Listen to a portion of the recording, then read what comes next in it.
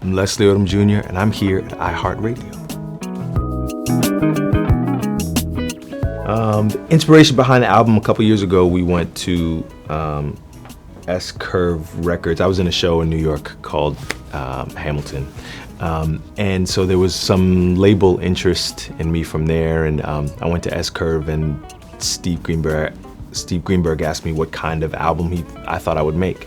And we said we wanted to make the kind of music that Nat King Cole might make today. We didn't know what that meant really, but it felt good to say, it felt right. And so this, my first album of all original music, feels like making good on that promise, on that idea.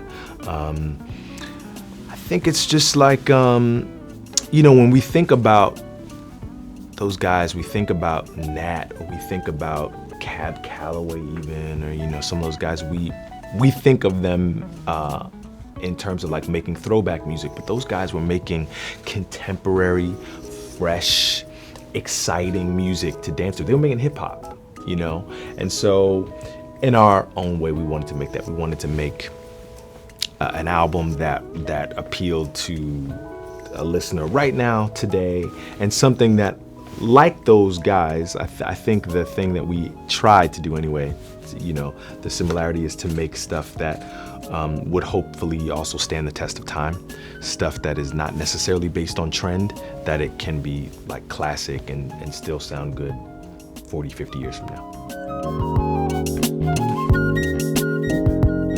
Yeah, that was one of the things that I think made Hamilton such a good fit for me, is that anybody that knows that score, knows that what Lynn wrote,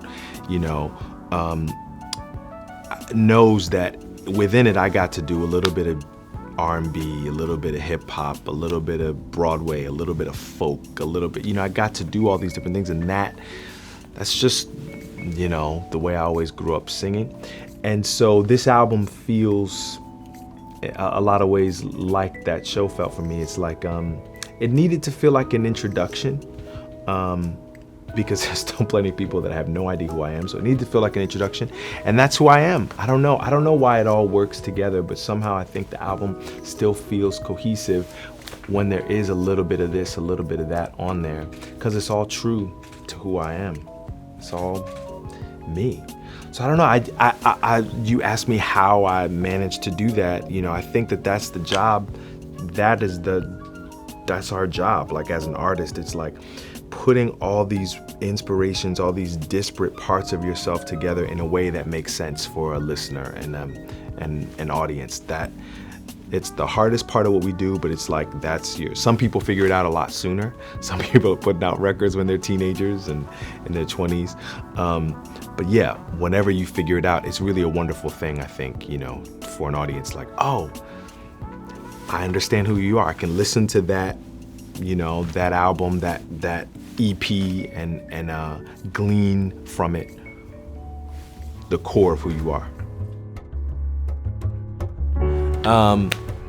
I say this, and I'm pretty sure I mean it because I say it, but I feel like, we also gave a lot of thought to the sequencing of the record, and I feel like, I hope everybody likes the record, of course, but I really feel like if you listen to those first two songs on the album and you're not into those first two songs, you might not be into the project. I really think Stronger Magic and Standards are really like our thesis statement for what we're trying to do on the project. They feel both then and now and future in some way, So so those Stronger Magic and Standards, if you make it through those two songs and you're like, I want to hear more, then the journey can, I hope is surprising and satisfying. But those two songs I really feel like are like the thesis statement for the whole thing. Standards was actually probably the most challenging song to record, because we set out to write like a credo. Who are you as a singer? What's the song you want to sing until you're 90? Like what's your My Way, or what's your Strange Fruit, or you know what I mean? Like what's the song that you'd like to be identified with? And we came up with standards, and because of that, because of our intention with the song, our goal with the song, I was really, really hard on myself with the vocal. So I mean, I recorded that song like 8 or 9 times. That song, also Cold is probably the song, I really love Cold, but that song was probably the least precious I was with my vocal, which was a really nice feeling too. I mean, 85-90% of those vocals are the demo vocals from Cold, like the first time I ever sang it after we wrote it. So got standards. I sang maybe I mean top to bottom full sessions like almost 10 times, and Cold is the demo version. So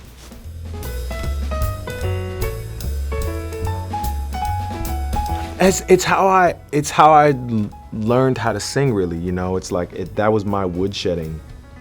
My parents got me a karaoke machine when I was a kid, and it had a double tape deck, and I figured out how to, you know, that I could record one layer of backgrounds, and then I'd put it here, and then I would record over that layer of backgrounds, and then I'd put it here, you know what I mean? And so like I could, you know, I would present my parents with these, like, you know, it sounded like I had a lot more equipment than I did, and they were always like, you did that today? But how I learned to sing was like listening to something and recording. You gotta do it again. You listen back, you gotta do it again. You know, it has to sound the way you intend for it to sound. Or, you know, when I was through imitation, I think comes innovation too. And so, you know, when you're listening to Donny Hathaway and Marvin and Sam Cooke and Michael Jackson, all those singers that I was listening to, and you really are trying to, how are they making that sound? It really is like just again and again and again. And so sometimes it takes a little while, but it's the only way.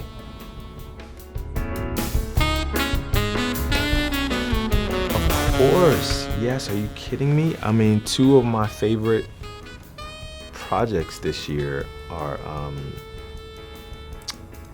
you know, David's The Latest Clipping album, which I think is like an incredible, formidable piece of writing, in addition to, you know, a tremendous recording achievement. They're always super innovative in their recording techniques and how they make their beats and what they're using, you know, in their soundscape. But I really think it's just a kick-ass piece of writing too. And I think Ramos made a classic with The Good and the Bad. I mean, it is a classic R&B album.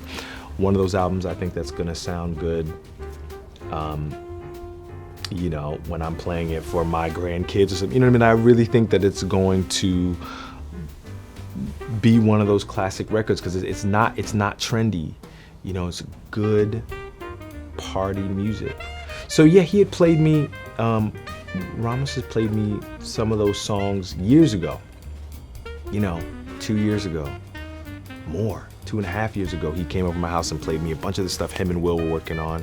I loved it. He played me some stuff in the car before he went off to film in the Heights. I loved it. So before the album came out, he sent me a text and he was like, I'll send you mine if you send me yours. And so we sent each other early copies of our records, and his opinion meant the world to me.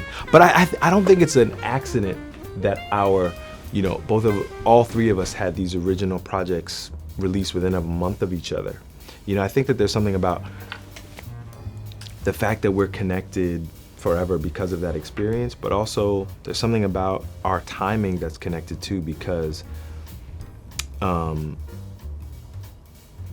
that was a trip just up the street. You know, it was a ride, you know, and so it took a second to sober up from it, you know, to really sober up and to get some clarity, and to decide what we wanted to build for ourselves. And, you know, boom, boom, boom, all original projects like back to back. That was not by design. I think it was like by design. Hey guys, thanks so much for watching. Did you like that video? You can check out more over here. And don't forget to subscribe to iHeart right here. And if you're already a longtime fan, make sure you ring the bell down below so you don't miss a single video. Bye guys.